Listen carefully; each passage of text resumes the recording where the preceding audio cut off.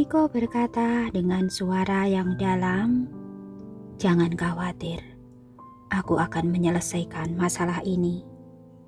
"Pak Niko, memang apa masalahnya?"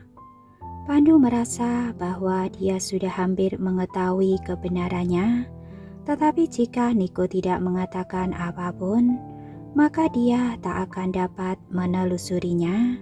Pasti ada alasan yang kuat sampai mereka bisa menjadi sasaran.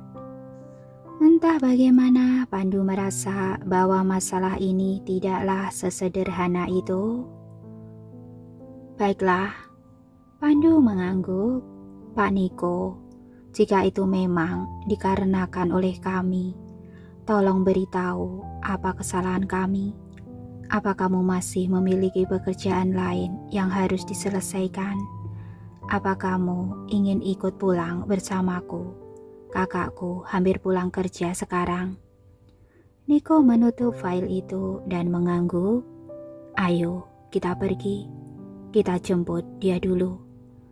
Reksa sudah mulai mengambil tindakan yang begitu jauh sehingga Niko secara mendesak perlu untuk menyelesaikan masalah itu, dan sudah waktunya bagi mereka untuk bersiap secara mental. Niko juga harus bersiap untuk memulai perang dengan kakeknya. Pandu berkata, "Aku akan menelpon kakakku dulu dan memintanya untuk menunggu kita menjemputnya." Kemudian Niko mengangguk.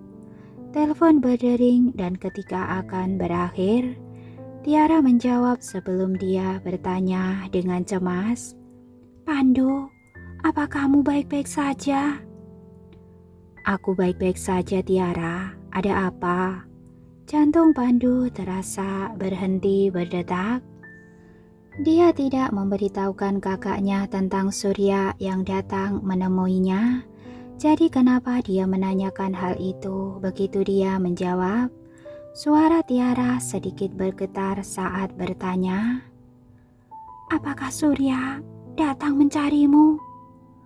"Tiara, aku sudah memberitahumu bahwa ayahku pergi mencarinya. Kenapa kamu tidak percaya padaku?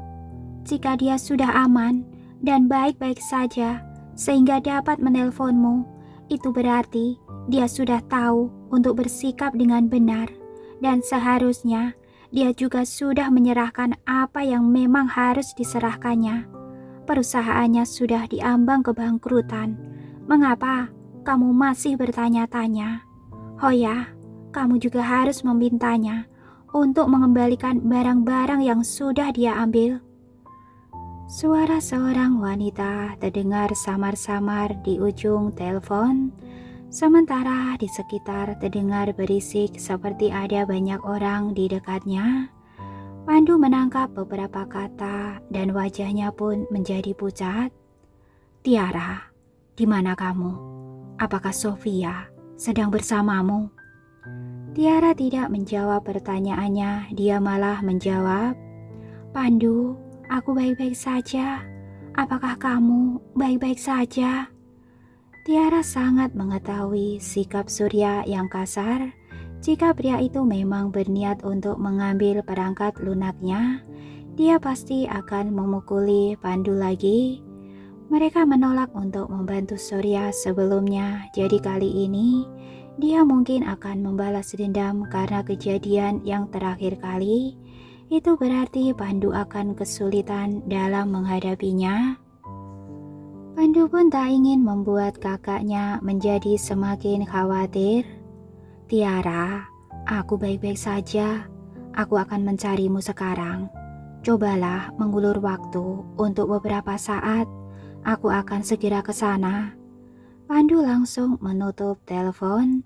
Melalui sistem pelacakan yang sebelumnya dia pasang di ponsel Tiara, dia menemukan lokasinya, jadi dia menoleh pada Niko dan berkata, "Pak Niko, kakakku sedang dalam masalah. Dia sedang berada di persimpangan jalan di depan Taman Lentera." Sebelum Pandu selesai mengatakannya, Niko sudah berjalan ke depan. Setelah masuk ke dalam mobil, Niko mengeluarkan ponsel untuk menelpon Bima. dan berkata dengan dingin, "Aku akan mengirimkanmu sebuah lokasi. Kirimlah beberapa orang ke lokasi itu." "Siapa, Niko?"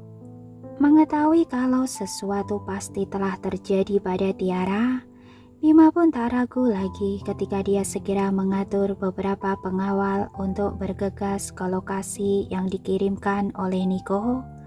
Karena Pandu tahu bahwa Tiara sedang berhadapan dengan Sofia, telapak tangannya mulai terasa berkeringat.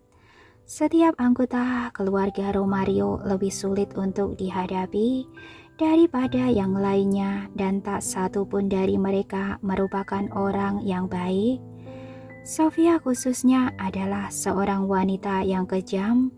Mendapatkan bukti adalah masalah kecil, tetapi wanita itu sudah terlena pada kenyataan kalau dia merasakan kesenangan saat memerintahkan seseorang untuk memukuli orang lain tanpa alasan. Begitu banyak hal yang terjadi baru-baru ini sehingga Pandu bahkan sudah memukuli Sofia beberapa waktu yang lalu.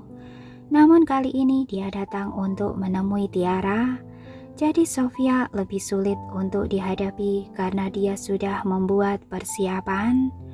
Karena Surya pergi ke perusahaan untuk menemui Pandu untuk mencuri perangkat lunaknya, Sofia kemungkinan juga mengetahui bahwa mereka sudah putus hubungan dengan Niko. Itulah mengapa dia sudah berani membuat sebuah tindakan yang brutal setelah sebelumnya berhasil dicegah. Karena terlalu khawatir dengan Tiara, Pandu terus mendesak sang sopir, "Bisakah kamu melaju lebih cepat?" Melihat ekspresi Niko yang juga menjadi gelap seolah-olah sesuatu yang gawat telah terjadi, pengemudi tak berani mengabaikan perintahnya dan dengan cepat melajukan kecepatannya. Saat mobil sudah mendekati persimpangan, mereka melihat sekelompok pengawal yang berpakaian serba hitam yang tampaknya sedang mengelilingi seseorang. Pandu buru-buru berkata, "Hentikan mobilnya, ini tempatnya." Suara rem yang menusuk terdengar sebelum sebuah sedan Maybach berhenti dengan mantap di persimpangan jalan. Niko dan Pandu segera turun dari mobil dan bergegas menuju lokasi itu. "Tiara, memangnya kamu itu siapa? Memang benar, seorang perempuan jalang. Pasti mempunyai anak yang jalang yang berhubungan dengan para pria sepanjang hari. Mari kita lihat, apakah kamu masih bisa terus merayu para pria jika aku merusak wajahmu?" Suara Sofia pun terdengar. "Apa hakmu berbicara tentang ibuku? Jangan lupa bahwa ibuku adalah seorang istri sah. Kamulah yang hanya anak simpanan. Karena kamu sangat memuja Surya, maka aku akan memberikannya kepadamu." Tiara membentak dengan dingin. Sofia paling benci ketika ada orang yang memanggilnya putri seorang simpanan. Selama bertahun-tahun dia dikenal sebagai nona muda Romario. Sekarang setelah dikatakan seperti itu lagi dan bahkan dikatakan menerima seseorang yang sudah tidak diinginkan oleh Tiara, Sofia tiba-tiba menjadi marah. "Apa yang kamu katakan? Cepat tangkap dia!" Setelah dia memberi perintah, dua pengawal sudah meraih lengan Tiara. "Biarkan dia pergi." Sandi hendak melindungi Tiara di belakangnya, tetapi dia ditahan oleh pengawal yang tersisa dan tak bisa bergerak. Sofia dengan cepat melangkah maju dan mengangkat tangannya tinggi-tinggi untuk mengarahkannya ke wajah Tiara sambil mengabaikan Sandi. Melihat Sofia yang hendak menamparnya, Tiara tahu bahwa dia sudah tak bisa melarikan diri. Jadi dia pun tidak melawan, tetapi hanya menatap tajam ke arah Sofia. "Dasar wanita jalang, apa yang sedang kamu pelototi? Jika aku tidak memukulmu hari ini, maka aku bukanlah Sofia Romario." Dengan begitu, tangan Sofia sudah terayun ke bawah. Hembusan angin yang kencang memang telah mengacak-ngacak rambut Tiara, tetapi rasa sakit yang disebabkan oleh tamparan yang Tiara pikir akan datang tidak juga muncul. Tangan Sofia sudah tertahan di udara sehingga membuatnya menjadi sangat marah. Tanpa mengetahui siapa orang itu, dia pun mengutuk. "Usil manakah yang berani menghentikanku? Apa yang kalian lakukan? Hanya berdiri di sana dengan linglung. Kenapa kalian tidak menyingkirkannya untukku?" "Pak Niko." Saat Sofia berbicara, Niko sudah menendang dua pengawal yang menahan Tiara. Ekspresinya suram dan menakutkan, sementara matanya penuh permusuhan saat dia mendorong Sofia dengan keras. Sofia langsung jatuh ke tanah sementara dia menatap Niko dengan ekspresi yang terkejut di wajahnya. "Bukankah mereka berdua sudah berpisah? Kenapa pria itu tiba-tiba muncul?" "Tiara, apa kamu baik-baik saja?" Pandu bertanya dengan lembut sambil bergegas mendekat dan meraih Tiara dari lengan Niko. Tiara mengangguk ketika melihat luka di wajah Pandu. Dia pun mengangkat tangannya untuk menyentuh wajah adiknya dengan kesedihan. "Apakah Surya sudah memukulmu?" "Tiara, aku baik-baik saja." Pandu menggelengkan kepalanya. Niko sudah maju selangkah dan menatap Sofia dengan tatapan yang merendahkan. Tatapannya membuat Sofia jadi tertekan, seolah-olah seperti ada hantu mendatanginya. Sofia yang tadinya terus memaki dan mengumpat tiba-tiba terdiam dan tak berani berkata apa-apa. "Siapa orang yang baru saja kau sebut Jalang?" Niko bertanya dengan dingin. Sofia tak berani mengatakan apa-apa. Dia sangat takut sehingga air matanya mengalir dari pipinya. Dia hanya bisa menggelengkan kepalanya berulang kali, berpura-pura tidak pernah memaki siapapun. Suhu di sekitar Niko terasa dingin, seolah-olah pria itu sedang berusaha untuk membekukan seseorang. "Biarkan aku bertanya lagi. Siapa wanita yang Jalang itu?" Sofia yang ketakutan buru-buru menjelaskan. Pak Niko, Anda salah dengar. Saya tidak mengatakan Jalang. Saya mengatakan Tiara. Kalau Tiara, kami sebagai saudara perempuan hanya bercanda saja. Saya tidak mengatakan hal-hal seperti itu." Melihat Sofia yang didorong ke pelataran, para pengawal dengan cepat berbalik dan mengepung Niko. Salah satu pengawal sudah bertindak untuk membantu Sofia berdiri. Meskipun mereka takut pada Niko dan orang yang baru saja ditendang oleh Niko masih tidak bisa bangun, Pandu terlihat lemah dan pria lainnya tampak seperti kutu buku yang lemah. Jadi hanya Niko saja yang bisa melawan mereka. Karena mereka telah menerima bayaran dari keluarga Romario, tak peduli seberapa arogan dan mendominasinya Sofia, keluarga Romario adalah majikan mereka. Dalam kasus pengawalan ini sangat memalukan bagi seorang majikan untuk terluka, dan mereka tak akan dapat melanjutkan usaha seperti ini jika kejadian itu terus berlanjut. Setelah Sofia mendapatkan kembali keseimbangannya, dia segera melepaskan tangan pengawal itu dan mengutuk dengan suara yang rendah. "Dasar bodoh, dia adalah Pak Niko. Beraninya kalian mengelilinginya." Beberapa pengawal saling bertukar pandang. Sofia adalah orang yang memarahi Niko sebelumnya dan dia juga sudah menderita karena didorong. Apakah mereka sudah salah karena menyelamatkannya? Sofia tidaklah bodoh dengan terjadinya situasi seperti saat ini. Dia sudah tahu bahwa Niko ada di sini untuk menyelamatkan Tiara, dan juga informasi yang diterimanya olehnya mungkin saja salah. Kedua orang itu bukan hanya tidak putus, mereka tampaknya malah berada dalam hubungan yang lebih baik daripada sebelumnya. Ketika para pengawal mendengarnya, mereka menyebar sedikit karena mereka merasa agak kesal. Mereka semua berpengalaman dalam situasi seperti itu. Jadi apa yang dimainkan oleh Sofia? Melihat ekspresi Niko yang masih getir, Sofia pun merasa panik. Tapi dia masih bertahan. "Pak Niko, saya tidak sungguh-sungguh ingin memukulnya. Saudara perempuan sering bermain seperti ini. Saya tidak menyentuhnya sama sekali. Dia bahkan tidak kehilangan selai rambut pun. Untuk pengawal ini, ayah yang meminta saya untuk membawa mereka berkeliling sebagai perlindungan diri. Saya sama sekali tidak mempunyai niat buruk." "Pak Niko." Sementara itu, Bima sudah tiba dengan sekelompok pengawal. Ketika kedua tim pengawal itu saling berhadapan, mereka bisa langsung membedakan siapa yang lebih kuat.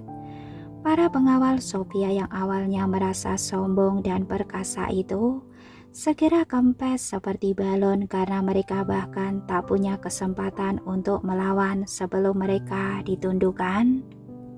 Setelah melihatnya, Sofia merasa cemas karena tak bisa menyelesaikan masalah ini. Beginilah cara ibunya dikirim ke kantor polisi terakhir kali, dan dia sendiri juga tak ingin dipenjara. Dia pun segera maju selangkah dengan meneteskan air mata yang mengalir seperti hujan sambil memohon, "Pak Niko, saya benar-benar tidak bermaksud melakukannya. Tolong lepaskan saya. Saya tidak akan pernah melakukannya lagi. Tolong Pak Niko." Ketika Niko tidak mengatakan apapun, Sofia merasakan jantungnya sudah berdebar dengan kencang. Apa maksudnya itu?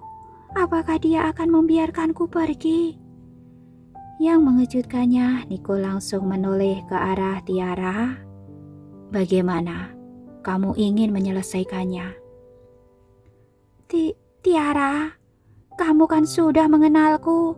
Aku memang selalu bermain-main denganmu. Setelah kamu pindah, bukankah aku tak pernah mengganggumu lagi? Bukankah aku sudah memberikan semua yang kamu minta? Aku bahkan sudah memberimu sebuah rumah." Ketika Sofia melihat bahwa Niko mengabaikannya, dia tahu bahwa keputusan ada di tangan Tiara. Jadi dia menoleh ke arah saudara perempuannya yang sah secara hukum. Kemudian Sofia mengulurkan tangannya untuk meraih tangan Tiara sambil terlihat sedih. Namun Tiara tidak terlena pada bujukannya dan langsung melepaskan tangan Sofia. "Oh, cukup. Jangan sentuh aku." "Tiara." Sofia benar-benar ketakutan sekarang ketika dia masih kecil. Bahkan jika dia telah menjebak Tiara, seseorang pasti akan menyalahkan Tiara, dan Sofia bahkan tak perlu meminta maaf. Namun sekarang setelah situasinya berubah, Tiara sepertinya tak akan membiarkan Sofia pergi dengan mudah dan tak akan ada yang bisa melindunginya. "Pak Niko, tolong bantu aku untuk memanggil polisi. Lakukan apapun sesuai hukum yang berlaku. Polisi akan berlaku adil. Saya tidak ingin melakukan sesuatu yang berlebihan." Mendengar perintah dingin dari Tiara, Sofia merasa seluruh kekuatannya telah hilang. "Matilah aku. Hidupku kini sudah berakhir." Bahkan jika ini bukanlah sebuah kejahatan, hal itu akan tetap berada dalam catatan perilakunya. Sofia takut jika tak ada keluarga kaya yang akan menghormatinya di masa depan. Kalau begitu, mimpinya akan kehidupan yang mewah pun akan padam. Bima mengangguk sebelum kedua pengawal itu melangkah ke depan. Masing-masing memegang satu tangan Sofia sambil menyeretnya ke dalam mobil. "Tiara, kamu tidak boleh melakukan hal ini padaku. Kamu tidak boleh, Tiara. Dalam waktu yang singkat, mobil itu meninggalkan pandangan mereka dan suara Sophia pun secara perlahan sudah menghilang. Tiara, ayo kita ke atas, ucap Pandu. Tiara menatap Sandi dengan tatapan yang penuh dengan penyesalan. Dia dengan baik hati mengirimnya pulang hari ini dan bahkan terlibat dalam tindakan kejahatan yang sia-sia. Namun Tiara tak ingin banyak bicara tentang keluarga Romario dan juga tak ingin membuat masalah ini diketahui oleh semua orang. Jadi dia agak bingung apakah dia ingin memberitahu Sandi atau tidak. Melihat mereka sepertinya memiliki sesuatu yang untuk didiskusikan, Sandi tidak mengajukan pertanyaan lagi, tetapi hanya melangkah maju dan berkata kepada Tiara, "Jika kamu merasa baik-baik saja, maka aku akan pergi sekarang. Sampai jumpa besok."